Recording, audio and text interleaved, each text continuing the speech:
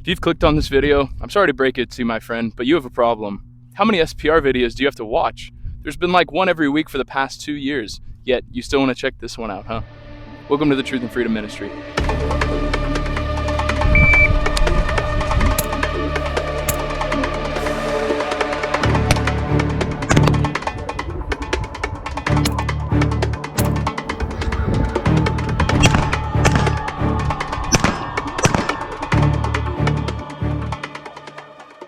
In all honesty, I have struggled to figure out how I want to cover this one. There is truly an absorbent amount of content that's already online and posted, from the most broad overview of precision rifles to the most niche and autistic that's possibly out there. So that kind of leaves this in a bit of a no man's land. But I do think that, to be upfront, that the SPR, or the precision gas gun, is the first time I think civilians are finding their own identity. Typically, civilians are really just copy and pasting what they see from law enforcement or military backgrounds. So that's where you end up seeing a lot of red dots on M4s or Mark 18 clones with LPVOs. But this is sort of something that's really coming into its own, and it's very exciting to see. So I do want to just do a rifle build breakdown, just give you the parts components for you to be able to make your own decisions on, see what I like, see what you like. But what I would urge you before jumping into it is, don't just go out and build something brand new. Use this as an opportunity to take one of maybe several that you already own and make upgrades to it and turn this into a precision gas gun, rather than feel like you have to do something from scratch. I guarantee you most of you that are watching this video already have some sort of rack grade AR-15. That's what this started as, and this has turned into something pretty tremendous. And I will show you data and show you how it groups and shoots. But with that said, let's get into it. So kicking the build off, this is going to be the Magpulse CTR stock. This thing has been around for about a decade, but it's sort of the Glock 19 of M4 stocks. It is very adaptable, and a lot of third-party manufacturers have piggybacked off of this design. So one of the ones that I recommend and what I'm utilizing is from Arisaka Defense. This is an angled stock adapter that gives you more modularity, sort of like a precision stock. This is their angled bag rider that's really great for using with rear support. That's primarily what I use it for. And this is about 140 bucks all in. Buffer tube is going to be nothing fancy, standard buffer tube. I use an H2 and a Spring Coat Blue just to better optimize this gas system with the can. Moving down into the lower receiver, this is just a standard AR-15 lower receiver. This one's from Aero Precision.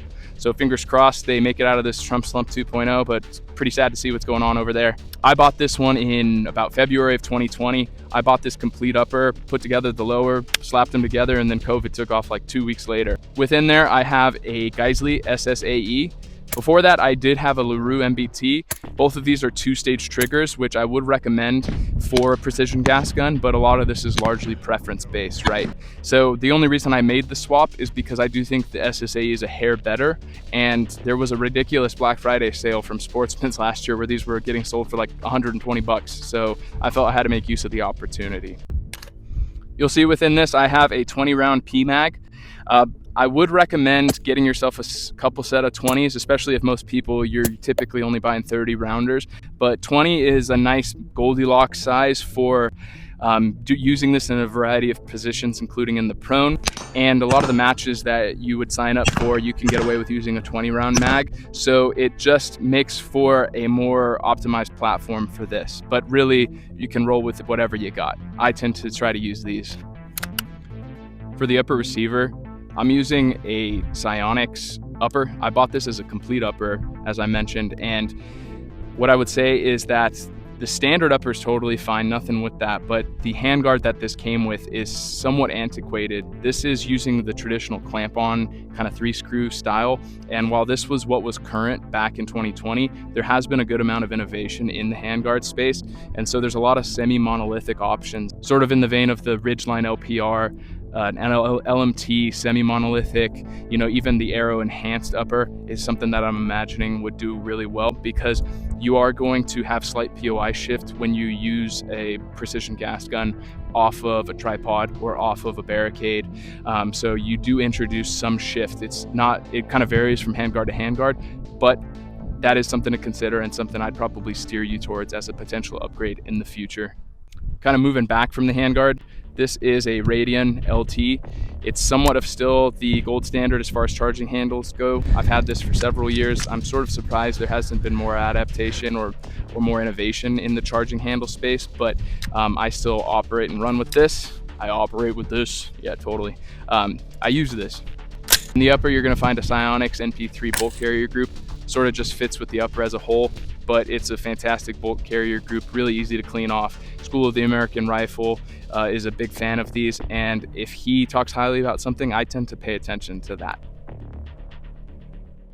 Within the upper itself is going to be a white oak armament barrel. Previous to this, I had a Psionics barrel that came in the complete upper. It was sort of your classic duty grade 16-inch 1-in-8 twist barrel, but with moving in the precision direction, this was one of the bigger changes that was made to the system, and this is really what would turn your standard AR-15 into a precision gas gun, is putting some money into your barrel. So this white oak armament is a 16-inch stainless steel 1-in-7 twist. That's an SPR profile, so it's going to be thicker in the back. The stainless steel is going to help with some of that precision, but there are non-stainless steel options that do really good. I'm thinking in my mind of Criterion puts together a really great barrel. Some people go with Ballistic Advantage. I would probably steer you away from Ballistic Advantage because every barrel is somewhat of a dice roll as far as how tight it's going to group with some of those tolerances manufacturing. You know, there is somewhat variance in quality, but I would say with Ballistic Advantage, you have a wider range of variance. So you might be perfectly happy, or you might have gone from a combat grade barrel to a Ballistic Advantage stainless steel barrel and found you only gained, you know, a half of MOA or something like that. So I would personally probably steer you towards one of those other options, even something like Daniel Defense. Those are all going to be really no-brainer choices for this. Moving on down, you're going to go to the gas block here. This is a Superlative Arms gas block. Really nothing too fancy, but I just wanted a way to be able to tune this whole system, get it as soft shooting as possible, especially with the can. As far as some of the attachments go, in front here, you're going to find a Surefire M600V. I do think no matter what any rifle you're using, even if it's just purely for competition, I think putting a white light is going to be something good. It really doesn't take up too much weight. You can take it off very easily, you know, on a given day if you really do want to cut that weight. But this is the Surefire Vampire series, and the reason I go with this is because I like to have an IR capability to be able to do passive night vision shooting with the Steiner MPS that's on here. I got my 100 con jobs light cap on there. All jokes aside, I think that some stuff they put out solid, some stuff is a little knick-knacky, and this is sort of a holdover from that era where everyone was obsessed with glint and thinking somehow, you know, the reflection on white light was going to get you killed in the streets as a civilian, even though I think we're all sort of trying to move on from that and actually just get out of those paranoid fantasies. Moving on to the heart of the system. Some people say it's the barrel, some people say it's the bolt carrier group, but you ain't shooting crap without an optic. So this is the Steiner 2-12 H6Xi. This comes with the Mil STR reticle. I've done an entire video on why I think this is a insanely good optic, but to just give you kind of the Spark Notes version, it's a good magnification range being in the 2-12. It's also 23 ounces, so it's on the lighter side. It's compact, so it's not actually going to be shooting out too far in front of your rail. It's first focal plane. It comes in a mill design. It also has an entire mill Christmas tree, and it has illumination, parallax adjustment, everything that you want out of it. I think outside of the Nightforce ATACR 4-16, this would be the thing that I would recommend on a precision gas gun that you plan to use not just in a quantified performance DMR match, but you also want to use in two-gun tactical games. It balances well because a lot of those guys that are really optimizing their rifles just for those long-range competitions are putting 4-20s, 5-25s on there, where I do think a 2-12 is at home for more people that are going to do a lot more in a general purpose sort of way. Paired with this, I have the Nightforce Ultramount. That's going to be in a 154 height, standard height. I have a multi-mount adapter. This is also something that Nightforce makes. Paired with that is the Coing Acro adapter in order to be able to pair the Steiner MPS. Steiner MPS is going to be great because in a two-gun or a tactical games type match, you can leverage this as a primary optic on certain stages. even in those DMR matches when you're shooting out pretty far, you can put this as a general reference point, dive into your scope, and you're going to be in the general area of where you're trying to aim. In addition, if you do have night vision, pairing something like this with a white light or pairing it with an IR capable light like we have here is going to give you that added capability, which I do think is something to consider for a fighting rifle. This is the Otter Creek Polonium K. This is sort of the Glock 19 of cans right now. 500 bucks. You may or may not even have a tax stamp, but if there's no tax stamp, this may or may not be in stock at the time. I picked this because it is duty grade, but it's also just put on some by a kick-ass company. It's affordable, it has decent sound reduction, it's got hub compatibility, so I paired it with the dreaded key mod, and that's where some of you just rage quit out of this. But I went with the key mod system because I have a 13.7 that has a Nox on it, so I'm sort of bought into this, and I don't feel like changing that out. It works as long as you're not stupid. If you don't know what you're doing, there's a chance that you may end up blowing out your suppressor and causing a baffle strike. So just be cognizant with the chemo system. But I'm kind of a sucker for just like the classic QD system, and I don't want to just screw on with a reared-in device, so sue me. Oh, and another thing, suppressor covers. I don't think these are optional if you have a can. They do a lot of good stuff. For one thing, if you're going to be competing, you're going to be doing a lot of movements, and there's a higher likelihood that you're actually going to burn yourself on this as opposed to just doing bench or flat range shooting. At the same time, it's going to cut down on mirage, which is going to be something that's really important with a magnified optic. Another thing is it's going to do some sort of visual reduction in the case of at night or if you are under nods. This one here is from Silencer Co technically, but it's through Coltac. I believe it's their core set. I would recommend something like this where it's an entire Kevlar lace system. There's a lot of them that have metal buckles, right? And so when you're heating up your can, you're trying to avoid getting anything hot on you, but those metal buckles are going to heat up. So this lace system is entirely metal free. As long as you cinch it down and tighten it tight, you're going to be good to go. And because I know somebody's going to ask, this is a flatline fiber coat sling. It's a nice middle ground. It's got some padding, but it's not overly rigid or thick. We'll see how this one goes. The wind's kicking up a little bit, but I want to go over some accessories. One of the important ones on any SPR is going to be a bipod. This is an Atlas Cal Gen 2. I've put a really right stuff head on here, and what this allows me to do is be able to use this for ARCA or Picatinny. I would not go with an MDT Skypod, especially any of those like triple poles. I think that's a lot of weight to put out on a more mobile SPR precision gas gun. I think they're really good for, you know, optimized NRL hunter type scenarios, but I don't know if I would use one on something like this. I'm a big advocate for scope caps. These are the ones that came with the H6Xi. Unfortunately, they're crap, somehow worse than Butler Creek. They never close or stay fully shut, so I am going to be upgrading those, but I do think for competition, for any real use case when you're really getting after it and doing some fun things with this, you want to be able to have scope caps to be able to close when you're not using your rifle so that you don't get dust and crap in there, and then you go to your next stage or you come back and you get down into your position and all of a sudden it's just a hazy image. Get yourself a good rear bag. This is the Armageddon Gear Schmedium Game Changer. Everybody and their mother has this bag or has already talked about this bag. Another thing's going to be the Coltac cheat sheet. This is actually something my NRL shooting buddy put me onto, but he's not the one with the YouTube channel, so I get to pretend that I came up with the idea. This is going to go onto your rifle scope. It's only about 15 or 20 bucks. What this does is that it gives you a quick reference point while you're on gun through your non-dominant eye while you're doing a stage if you're doing something with known distances, right? Targets 1 through 4, 500 meters, 650 meters, 800 meters, and then I can put my mills that I need to hold within a reticle or that I need to dial by. Got way too windy out there. So for all you nerds that are still holding on to the analytics, we get to talk about the fun things. We get to strip out the cool guy music and just go straight into groupings, results, and ammunition. Okay, we're gonna talk ammo right now.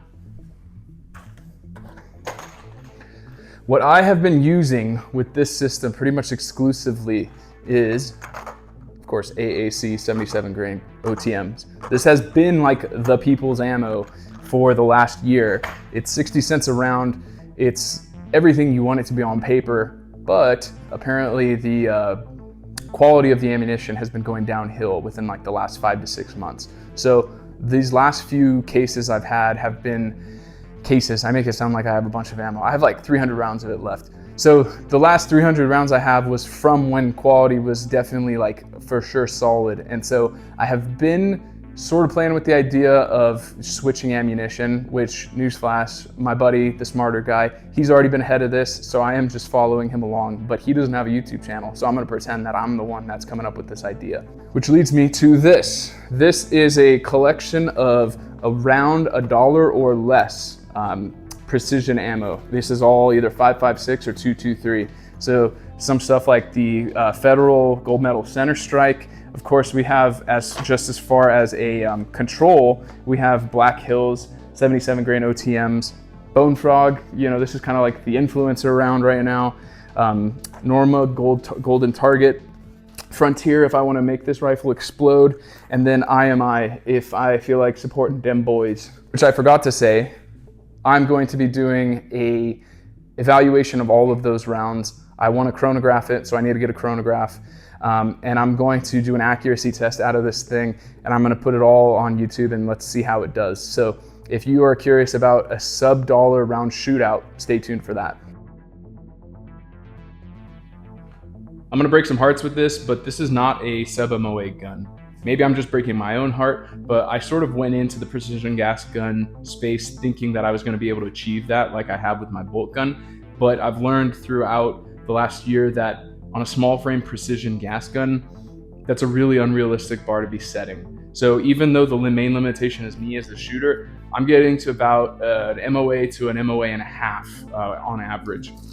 And so some of these first groups are going to be in somewhat comfortable, either prone, bench shooting type positions. So as you can see, most of these sample sizes are anywhere from 5 to 8 round groups done over the last year. And it is pretty consistent. All of this is done with AAC 77 grain. Another great range day you can do, and one I highly recommend is, especially if you have a suppressor, is getting your was-is type of data for how does the gun shoot without a can and then with a can.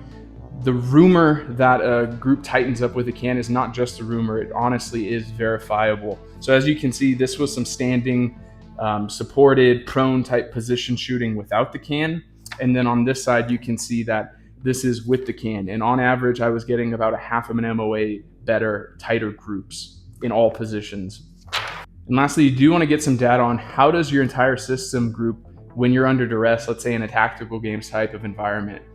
These are from a recent skirmish, and on those I was shooting from about 90 meters in a fitness and shooting stage where you're at a very high elevated heart rate, your form is starting to fall apart, and you're doing it in multiple positions. So as you can see, not a bad group. The main limiting factor, of course, is myself. I was going a bit slower than I should, and that's a consistent problem on my end. All right, so that's about it, guys. That's going to do it for this one. Really hope you enjoyed this. I would love to see more people tackling this. I would also love to see more people transforming their existing rifles into something like this. I do think this is where the civilian defense industry is headed. I don't think it's a fad, but I'm the guy that's standing in front of this, so I have some skin in the game to not hope it's a fad. I would say above all else, train with it. Make sure you're actually going to competitions. Put yourself in scenarios that you're not just setting up. You're the one that's putting the steel out there at 120 meters, right? But when you go to a tactical games, when you go to a 2-gun match, when you put this through a precision gas gun match, all that's taken from you. Your heart's elevated. You're a little scared. Like, that's where you want to be, and that's really where you're going to develop. So get after it.